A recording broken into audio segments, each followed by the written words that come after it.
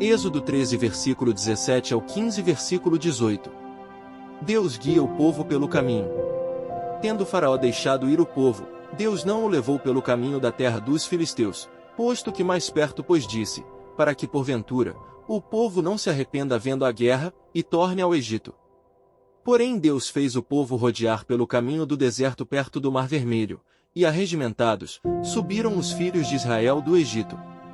Também levou Moisés consigo os ossos de José, pois havia este feito os filhos de Israel jurarem solenemente, dizendo, certamente, Deus vos visitará, daqui pois, levai convosco os meus ossos. Tendo pois partido de Sucote, acamparam-se em Etã, à entrada do deserto. O Senhor ia diante deles durante o dia, numa coluna de nuvem, para os guiar pelo caminho, durante a noite numa coluna de fogo, para os alumiar, a fim de que caminhassem de dia e de noite. Nunca se apartou do povo a coluna de nuvem durante o dia, nem a coluna de fogo durante a noite. Perseguição de Israel. Disse o Senhor a Moisés: fala aos filhos de Israel que retrocedam e se acampem defronte de Piairote, entre Migdol e o mar, diante de Baal-Zefon, em frente dele vos acampareis junto ao mar. Então Faraó dirá dos filhos de Israel: estão desorientados na terra, o deserto os encerrou. Endurecerei o coração de Faraó, para que os persiga, e serei glorificado em Faraó e em todo o seu exército, e saberão os egípcios que eu sou o Senhor. Eles assim o fizeram. Sendo pois anunciado ao rei do Egito que o povo fugia, mudou-se o coração de Faraó e dos seus oficiais contra o povo, e disseram: que é isto que fizemos, permitindo que Israel nos deixasse de servir? E aprontou Faraó o seu carro e tomou consigo o seu povo, e tomou também 600 carros escolhidos e todos os carros do Egito com capitães sobre todos eles. Porque o Senhor endureceu o coração de Faraó, rei do Egito, para que perseguisse os filhos de Israel, porém os filhos de Israel saíram afoitamente. Perseguiram-nos os egípcios, todos os cavalos e carros de Faraó, e os seus cavalarianos, e o seu exército e os alcançaram acampados junto ao mar, perto de Piairote, defronte de Baal-Zefon. E chegando Faraó, os filhos de Israel levantaram os olhos, e eis que os egípcios vinham atrás deles, e temeram muito. Então os filhos de Israel clamaram ao Senhor. Disseram a Moisés: será por não haver sepulcros no Egito, que nos tiraste de lá, para que morramos neste deserto? Por que nos trataste assim, fazendo-nos sair do Egito? Não é isso que te dissemos no Egito: deixa-nos para que servamos os egípcios? Pois melhor nos fora servir aos egípcios do que morrermos no deserto. Moisés, porém, respondeu ao povo: não temais, aquietai-vos e vede o livramento do Senhor que hoje vos fará, porque os egípcios, que hoje vedes, nunca mais os tornareis a ver. O Senhor pelejará por vós, e vós vos calareis. A passagem pelo meio do mar. Disse o Senhor a Moisés: por que clamas a mim? Dize aos filhos de Israel que marchem. E tu levanta o teu bordão, estende a mão sobre o mar e divide-o, para que os filhos de Israel passem pelo meio do mar em seco. Eis que endurecerei o coração dos egípcios, para que vos sigam e entrem nele. Serei glorificado em Faraó e em todo o seu exército, nos seus carros e nos seus cavalarianos, e os egípcios saberão que eu sou o Senhor, quando for glorificado em Faraó, nos seus carros e nos seus cavalarianos. Então o anjo de Deus, que ia diante do exército de Israel, se retirou e passou para trás deles, também a coluna de nuvem se retirou de diante deles, e se pôs atrás deles, e ia entre o campo dos egípcios e o campo de Israel. A nuvem era escuridade para aqueles e para este esclarecia a noite, de maneira que, em toda a noite, este e aqueles não puderam aproximar-se. Então Moisés estendeu a mão sobre o mar, e o Senhor, por um forte vento oriental que soprou toda aquela noite, fez retirar-se o mar, que se tornou terra seca, e as águas foram divididas. Os filhos de Israel entraram pelo meio do mar em seco, e as águas lhes foram qual muro à sua direita e à sua esquerda. Os egípcios que os perseguiam entraram atrás deles, todos os cavalos de Faraó, os seus carros e os seus cavalarianos, até ao meio do mar. Na vigília da manhã, o Senhor na coluna de fogo e de nuvem, viu o acampamento dos egípcios e alvorotou o acampamento dos egípcios, emperrou-lhes as rodas dos carros e fê-los andar dificultosamente. Então disseram os egípcios: fujamos da presença de Israel, porque o Senhor peleja por eles contra os egípcios. Os egípcios perecem no mar. Disse o Senhor a Moisés: estende a mão sobre o mar, para que as águas se voltem sobre os egípcios, sobre os seus carros e sobre os seus cavalarianos. Então Moisés estendeu a mão sobre o mar, e o mar ao romper da manhã, retomou a sua força, os egípcios ao fugirem, foram de encontro a ele, e o Senhor derribou os egípcios no meio do mar. E voltando as águas, cobriram os carros e os cavalarianos de todo o exército de Faraó, que os haviam seguido no mar, nem ainda um deles ficou. Mas os filhos de Israel caminhavam a pé enxuto pelo meio do mar, e as águas lhes eram quais muros, à sua direita e à sua esquerda. Assim o Senhor livrou Israel naquele dia, da mão dos egípcios, e Israel viu os egípcios mortos na praia do mar. E viu Israel o grande poder que o Senhor exercitara contra os egípcios, e o povo temeu ao Senhor e confiou no Senhor e em Moisés, seu servo. O cântico de Moisés. Então entoou Moisés e os filhos de Israel este cântico ao Senhor, e disseram: Cantarei ao Senhor, porque triunfou gloriosamente, lançou no mar o cavalo e o seu cavaleiro. O Senhor é a minha força e o meu cântico, ele me foi por salvação, este é o meu Deus. Portanto, eu o louvarei, ele é o Deus de meu pai, por isso o exaltarei. O Senhor é homem de guerra, Senhor é o seu nome.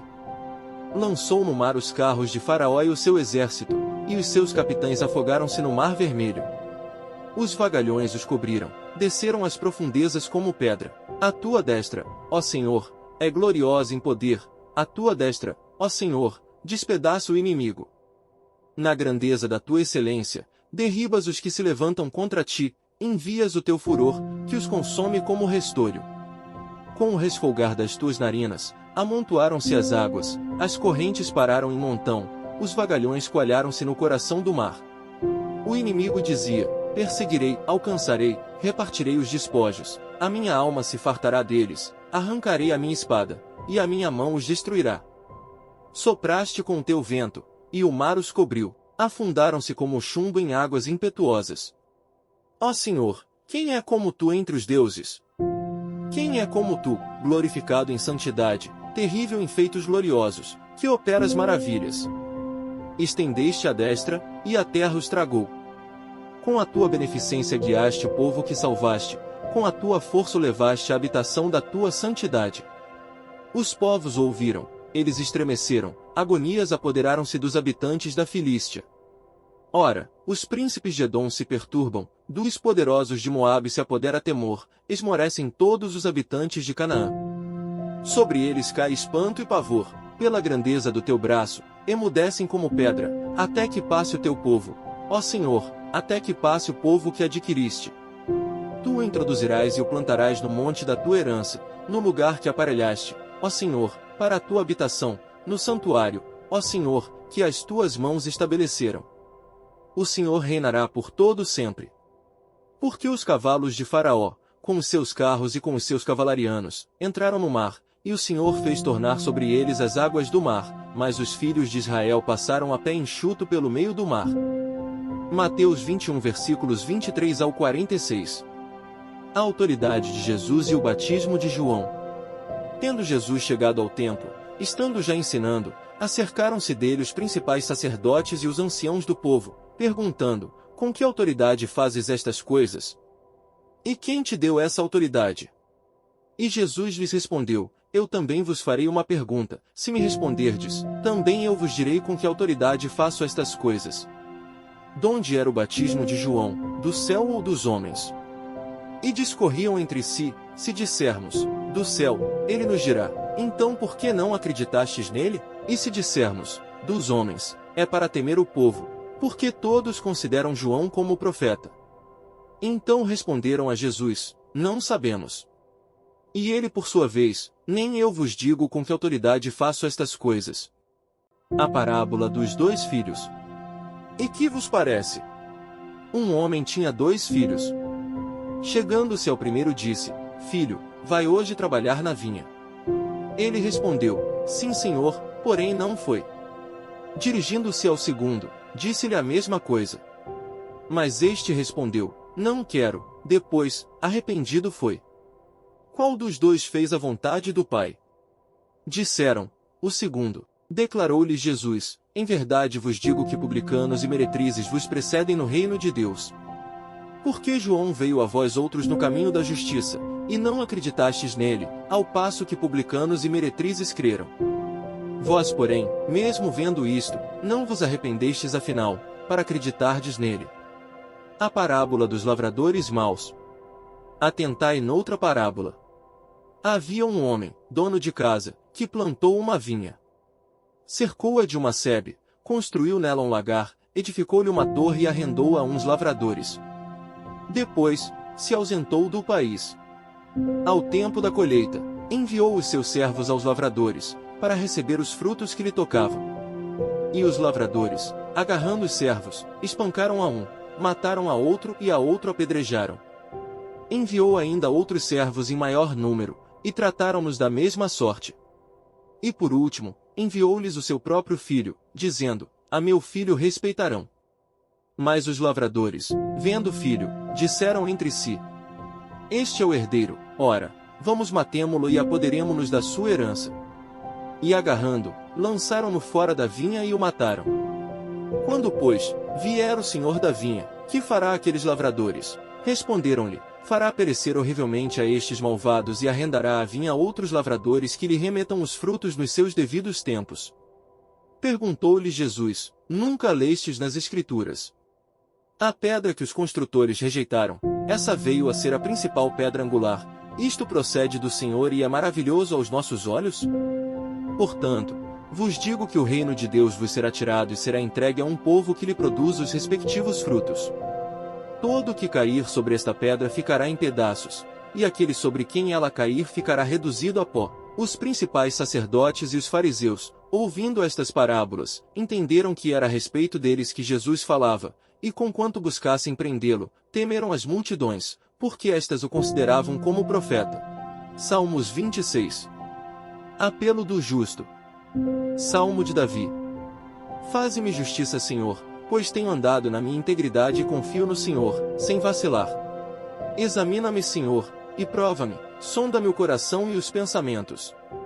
Pois a tua benignidade, tenho-a perante os olhos e tenho andado na tua verdade. Não me tenho assentado com homens falsos e com os dissimuladores não me associo.